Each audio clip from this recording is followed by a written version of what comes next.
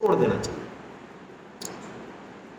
तो आहार को सुधारें, अन्न की शुद्धि का नियंत्रण करें, धन की शुद्धि का नियंत्रण करें, शरीर की शुद्धि का भी ध्यान रखें। ये बहुत आवश्यक है। इसके लिए इस अध्याय में बड़ी प्यारी बात बताई। ये करणीय तत्व, यदि एक श्लोक यानी एक प्रकरण, श्लोक तो ये 4 है, 3 ही है मतलब, लेकिन यदि एक वृत्तांत उठाना है पूरी गीता में से, LKG यानी जब हम चलना शुरू करें आध्यात्मिक, तो इस वृत्तांत को उठाएं। इसमें कुछ नहीं बचा। A से लेके Z तक, सुबह से लेके शाम तक जो करना है वो सब आ गया इन 3 श्लोकों में। क्या है ये? सात्विक तप बता रहे हैं भगवान। भगवान बता रहे हैं कि मैं 3 तरह के तप बताऊंगा। आहार के बाद भगवान ने कहा मैं 3 तरह के यज्ञ बताऊंगा। उसके बाद भगवान ने कहा 3 तरह के तप बताऊंगा। तो 3 तरह के तप में हम सात्विक तप पढ़ रहे हैं। तो और तपों के बारे में तो एक एक श्लोक में वर्णन है, लेकिन सात्विक तप में 3 श्लोक हैं। क्यों?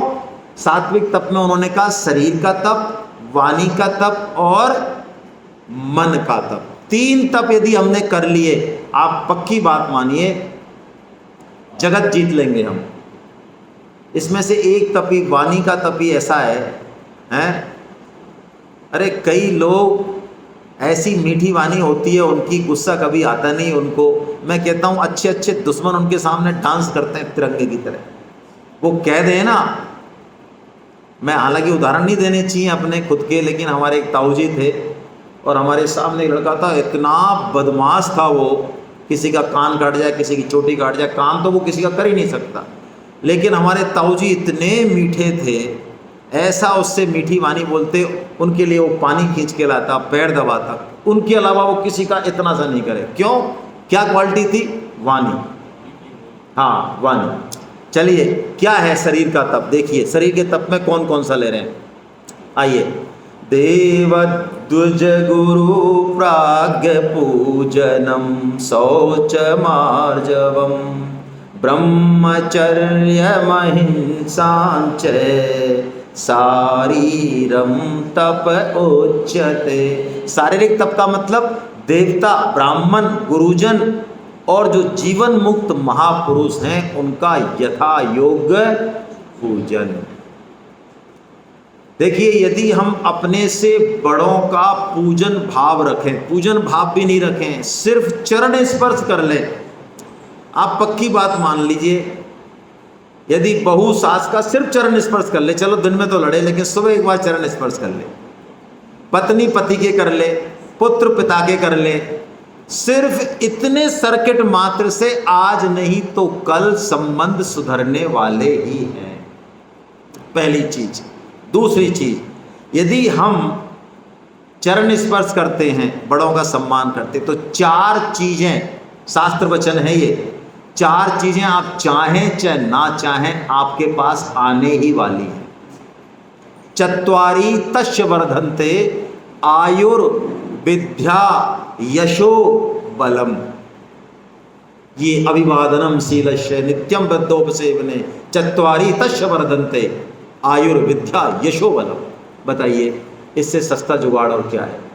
समाज में कोई भी हैं, अच्छे ज्ञानी हैं, ब्राह्मण हैं, जिनसे हमें कुछ सीखने को मिल रहा है, सम्मान कीजिए उनका। ये शुद्धि रखना बता दिया, शरीर की शुद्धि है ना। हम में से कई लोग ऐसे हैं जो अब आने वाली है सर्दी, तो उस समय सोचते हैं हम तो शुद्धि हैं, क्या है रोज रोज क्या नहाना, अरे कल नहा लेंगे, ऐसा क्या हो गया नहाने से। देखिए, मानसिक शुद्धि बड़ी चीज़ है, माना, लेकिन आप महसूस करते होंगे यदि शरीर शुद्ध है तो हमारे भाव और विचार भी शुद्ध होते हैं।